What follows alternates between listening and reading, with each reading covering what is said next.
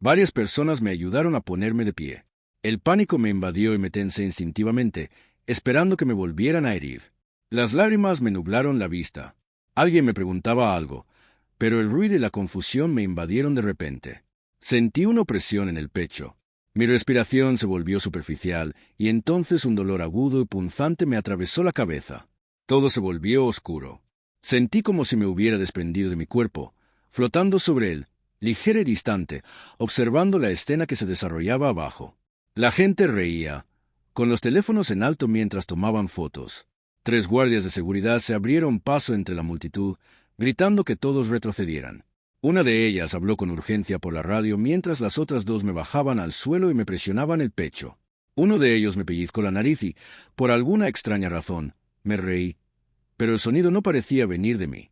Resonó levemente, distante e irreal.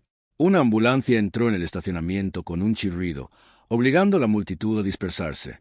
Se acercó y 2 paramédicos salieron de un salto, desplegando una camilla mientras corrían hacia mí. El ambiente cambió al instante. La gente se dio cuenta de que algo andaba muy mal e intentó acercarse, pero la seguridad los retuvo. Llegaron más guardias, lo que obligó a la multitud a alejarse aún más. Sentí una extraña presión en el pecho. Al bajar la vista, vi que me cortaban el vestido de graduación y la ropa interior. No me importó el vestido. Mi hermana probablemente se enojaría, pero eso ya no importaba. Entonces, una fuerte sacudida me atravesó el pecho. Vi cómo mi cuerpo se sacudía mientras los paramédicos volvían a usar las palas. Después, todo se volvió borroso y volví a la normalidad del tiempo justo para oír voces que decían cosas como que habían recuperado el pulso, que mi ritmo cardíaco estaba estable y que me estaban administrando la medicación. Luego me escabullí una vez más, esta vez sabiendo que estaba dormida. Cuando desperté, estaba en una habitación de hospital. Me di cuenta de inmediato. Mi madre lloraba a mi lado. Los ojos de mi padre estaban rojos y húmedos. Y mi hermana no estaba a la vista. Sentía el pecho magullado y dolorido, como si me hubieran dado un golpe fuerte. Pero me sentía aliviada de no llevar ya la ropa de mi hermana. Debieron de haber sido cortados. Me pregunté brevemente si les habrían quitado la pintura. Volver a la escuela sí habría sido humillante. Me moví un poco, haciendo una mueca. Mi mamá me agarró la mano con fuerza, temblando de alivio. Me dijo que estaba muy agradecida de que estuviera despierto, que habían estado aterrorizados, y me preguntó cómo me sentía. Le dije que estaba bien. Casi todo, excepto que me dolía mucho el pecho y me dolía la cabeza. Le pregunté si podía tomar algo para el dolor. Soltó una risa suave y temblorosa, y mi papá me trajo un vaso de agua, levantándome la cabeza con cuidado para que pudiera tomar la medicina. No me había dado cuenta de la sed que tenía hasta que tragué. Cuando intentó apartar el vaso, protesté débilmente y sonrió, dejándome beber hasta saciarme. Le di las gracias y les pregunté si estaban bien, porque ambos parecían agotados. Mi madre dijo que por fin sentían que podían dormir ahora que estaba a salvo. Entonces, las palabras me salieron a borbotones. Le dije que no me había ido a ningún lugar peligroso. Mi hermana y sus amigas me habían dejado en el centro comercial. Le dije que había sido la peor experiencia de mi vida, que me habían atrapado con su ropa, me habían pintado la cara y se habían ido mientras la gente se reía y tomaba fotos. Le dije que me había sentido tan avergonzada que pensé que me iba a desmoronar. Añadí que al menos la pintura podría evitar que la gente me reconociera después. Mi madre se echó a reír débilmente, pero su expresión cambió de repente a una expresión dura y enojada, una expresión que nunca antes le había visto. Me preguntó por qué mi hermana haría algo así y si entendía la causa. Le dije lo avergonzada que me sentía. Le expliqué que mi hermana había llegado a casa y me había pillado con su suéter de cachemira, el suave que tanto le encantaba. Le dije que se había puesto furiosa y que yo tenía miedo de que me volviera a pegar, pero una de sus amigas la detuvo. Después de susurrar, mi hermana me había preguntado delante de todos si quería ser una chica. Le dije a mamá que no podía decir la verdad con sus amigas mirándome. Ya me habían molestado bastante en la escuela por mi aspecto. Dije que me habían sujetado mientras mi hermana tomaba lo que quería, me vestía y luego me pintaba la cara. Le dije que no entendía por qué mi hermana era tan cruel cuando nunca me quejé de que se llevara cosas de mi habitación. Dije que solo quería sentir lo suave que era el suéter y pregunté si eso realmente me convertía en una mala persona.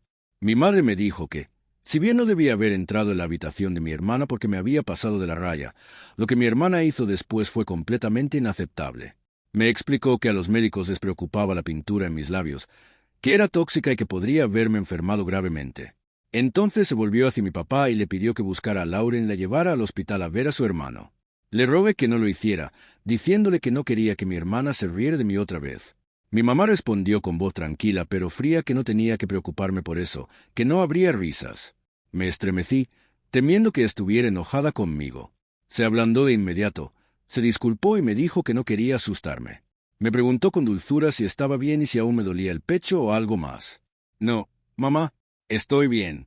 Es solo que nunca te había oído hablar así. Quería asegurarme de que estabas bien. Me invadió el sueño, y debieron de notarlo. Papá me acomodó la cabeza con cuidado sobre la almohada, haciéndome sentir más cómoda. Me dijeron que descansara y no me preocupara, asegurándome que estaban ahí y que todo estaría bajo control.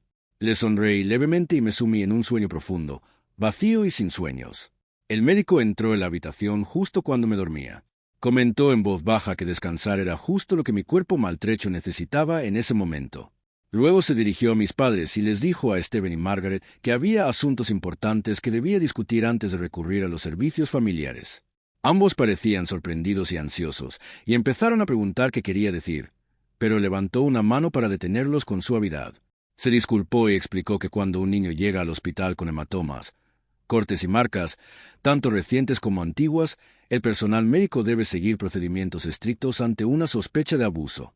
Desafortunadamente, esas señales suelen ser precisas.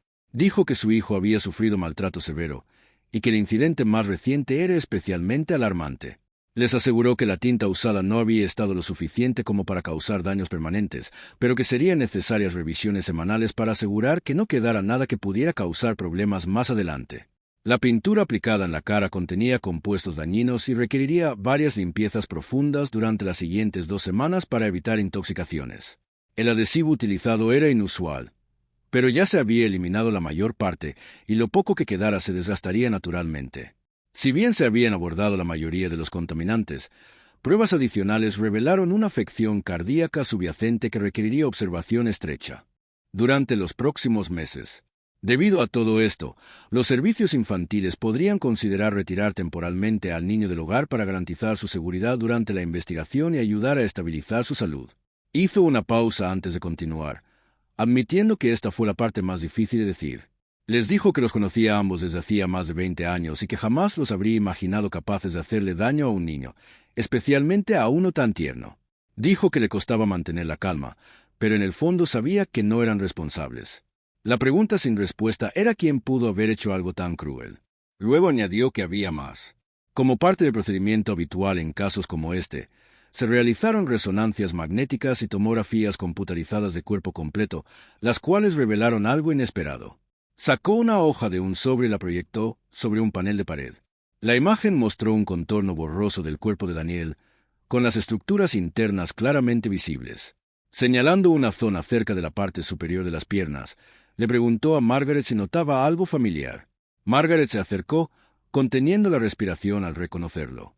Dijo que veía un útero con trompas de falopio y ovarios, y preguntó con incredulidad si la imagen era realmente la de Daniel.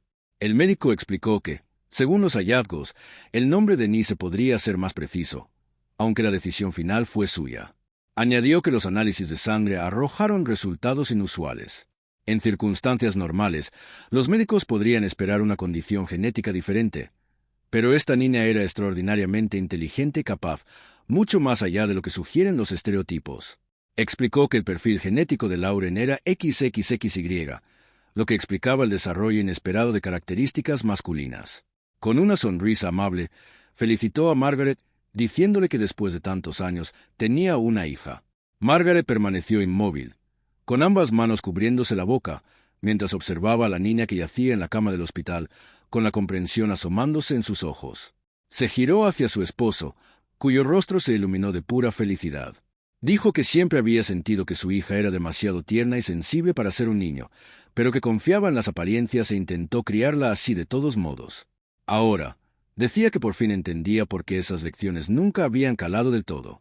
Añadió que nada de eso importaba. Amaba a su hija por completo, pasara lo que pasara. Stephen asintió con entusiasmo, sonriendo mientras decía que estaba encantado de tener otra hija, bromeando que tal vez ésta no resultaría como la alborotadora que había criado antes. El doctor Harris, desconcertado por la intensidad de la emoción de personas tan amables, Preguntó qué querían decir con eso. Al mencionar el nombre de Lauren, su expresión se transformó en alarma. Preguntó si Lauren le había hecho esto a su propia hermana, y dijo que si ella era responsable, aunque fuera en parte, de lo que le había sucedido a Denise, necesitaba ayuda profesional inmediata. Preguntó si sabían dónde estaba. Steven negó con la cabeza y dijo que había estado a punto de buscarla y llevarla a juicio antes de que llegara el médico. Dijo que se encargaría del asunto y salió de la habitación para buscar un teléfono y localizar a Lauren. Margaret se volvió hacia el doctor Harris, con lágrimas en los ojos mientras lo abrazaba con fuerza. Le agradeció la noticia, pero preguntó con ansiedad por los servicios infantiles. Dijo que no soportaba la idea de que le quitaran a su bebé en ese momento. Su hija recién descubierta necesitaba a su madre, y ella necesitaba a su hijo con la misma intensidad. El doctor Harris habló con dulzura, tranquilizando a Margaret diciéndole que necesitaban principalmente el relato de Lauren para comprender plenamente lo sucedido y conseguirle la ayuda que claramente necesitaba. Le dijo que tendría la oportunidad de forjar un hermoso vínculo con su hija recién descubierta y la instó a no perder la esperanza con respecto a Lauren. Con la intervención adecuada, dijo que Lauren aún podría encontrar un camino más saludable y que con el tiempo incluso podría aprender a cuidar de su hermana. Margaret parecía confundida, con el rostro entre el dolor y la furia. Admitió que no sabía si podría volver a confiar en Lauren cerca de su bebé. Se cuestionaba como madre, preguntándose qué decía de ella que un hijo pudiera ser tan tierno mientras que otro se había vuelto tan cruel. Dijo que siempre había creído que un padre debe amar a sus hijos, pase lo que pase. Sin embargo, ahora mismo, no podía ver a Lauren como su hija, solo como alguien capaz de cosas terribles. También culpó a los amigos de Lauren, diciendo que eran igual de responsables. Se preguntó en voz alta qué clase de personas podían hacer algo así, que estaba mal con los niños hoy en día y cómo pudo haber estado tan ciega a lo que estaba sucediendo en su propia casa.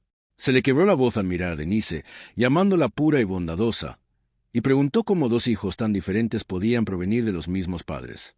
Dijo que no podía imaginarse retomar a Lauren ni encontrar amor en alguien que le había causado tanto daño. Nathan la interrumpió suavemente, instándola a detenerse antes de que se agotara por completo. Le recordó que estaba abrumada y que descansar la ayudaría a ver las cosas con más claridad. Dijo que la conocía demasiado bien como para creer que abandonaría a uno de sus hijos. Margaret replicó con amargura, preguntándole cómo podía decir eso cuando momentos antes sospechaba que ella abusaba de sus propios hijos. Señaló la contradicción, con la voz áspera y dolida. Nathan dudó, admitiendo que ya no estaba seguro de nada y que ella tenía razón. Estaba agotado. Luego preguntó si podían traer otra cama para que Margaret pudiera estar cerca de Denise al despertar. El doctor discretamente acomodó la cama junto a la de Denise. Arrepentido de sus suposiciones anteriores, se giró para disculparse, pero Margaret lo detuvo con suavidad, rozándole los labios con una leve sonrisa cansada. Le dijo que estaba bien y que entendía que solo se había preocupado por su paciente, sin saber que la verdadera causa del daño era una niña. Mientras Margaret se acomodaba en la cama, se oyeron voces fuertes en el pasillo. Steven entró en la habitación y guió a Lauren hacia adentro. Parecía asustada e insegura. Sin decir palabra, Margaret se acercó a ella y la golpeó con fuerza en la cara, haciéndola tropezar contra la pared. Margaret murmuró que Lauren tenía mucho valor. Luego se dio la vuelta y regresó al lado de Denise, demasiado agotada para decir nada más. Lauren, llorando y conmocionada, miró a su padre y le preguntó por qué su madre había hecho eso, insistiendo en que no entendía que había hecho mal y exigiendo saber si iba a intervenir. Steven la miró con evidente disgusto y decepción. Señaló a Denise y le preguntó cuánto tiempo llevaba Lauren atormentando a su hermana, cuántas veces la había humillado, la había expuesto a sustancias nocivas o la había puesto en situaciones peligrosas como la que casi le costó la vida. Dijo que su madre no se equivocaba, que Lauren siempre había sido egocéntrica y cruel, y que apenas podía reconocerla como su hija. Le dijo que la ira que albergaba en su interior, desquitarse con alguien tan inocente, era imperdonable. Se negó a aceptar excusas y le pidió que se guardara las explicaciones para los servicios sociales. Declaró que ya no era bienvenida en su casa. Le temblaban las manos de rabia contenida mientras luchaba por controlarse. Lauren se pegó a la pared, aterrorizada por la furia en los ojos de su padre. Le preguntó de qué hablaba. Protestó porque Denise había estado en su habitación con la ropa puesta y exigió saber qué habría hecho cualquier otra persona en esa situación. Aseguró que todo había sido una diversión inofensiva, descartándolo como si no fuera más que pegamento y pintura, y preguntó por qué todos le daban tanta importancia. Antes de que la situación se agravara, el doctor Harris intervino. Tomó el brazo levantado de Steven y lo apartó con firmeza de Lauren, diciéndole que respirara y se calmara. Dijo que él se haría cargo de Lauren y guió a Steven de vuelta con Margaret, animándolo a centrarse en apoyar a su esposa. Para calmar la tensión, incluso hizo un comentario superficial sobre la fuerza de Steven, preguntándole si había estado haciendo ejercicio. El doctor Harris condujo a Lauren a una silla al otro lado de la habitación y le habló extensamente sobre la gravedad de su comportamiento y el daño a largo plazo que le había causado. Dudaba que ella realmente comprendiera la gravedad de sus acciones, a pesar de años de conductas similares. Lauren finalmente se derrumbó por completo, sin poder consolarla, y el personal médico determinó que necesitaba sedación. Cuando los servicios de menores llegaron para iniciar la investigación, Lauren solo pudo ser entrevistada en una habitación de hospital con seguridad, sedada y sujeta por su propia seguridad y la de los demás. Los amigos de Lauren, que habían participado en la humillación pública de Denise, recibieron 5 años de libertad condicional cada uno, además de 1000 horas de servicio comunitario y un estricto toque de queda que restringió drásticamente su vida social. Su posición en la comunidad se vio gravemente afectada, especialmente cuando Denise, antes conocida como Daniel, se convirtió en una figura ampliamente respetada y admirada. Durante su libertad condicional, les costó asimilar plenamente las consecuencias de sus actos, asimilando poco a poco la crueldad y la negligencia que caracterizaron sus acciones. Denise, en cambio, prosperó. Se convirtió en una joven segura de sí misma y muy querida, conocida por su inteligencia, calidez y gentileza. La gente se sentía atraída por ella de forma natural, y sus padres se enorgullecían enormemente de la persona en la que se había convertido. A pesar de su popularidad, Denise se mantuvo sensata y amable, sin usar jamás su posición para aprovecharse de nadie, aunque fácilmente podría haberlo hecho. En ocasiones importantes, a veces usaba su suéter favorito de cachemira suave, el mismo que había pertenecido a su hermana Lauren. La recuperación de Lauren progresó lentamente. Su habla seguía siendo irregular, pero los médicos creían que aún existía la posibilidad de que algún día se recuperara por completo. Al mismo tiempo, las repercusiones legales de sus actos no habían desaparecido, y se enfrentaba a la posibilidad de solicitar una declaración de locura con la esperanza de reducir la severidad de su sentencia. Esta historia es un duro recordatorio para que reflexionemos antes de dañar a los demás. Subraya la importancia de la compasión, la empatía y la comprensión, y cuánto se beneficia al mundo de personas que encarnan estas cualidades, como Denise. Si quieres acceder a más contenido exclusivo, considera unirte a mi Patreon.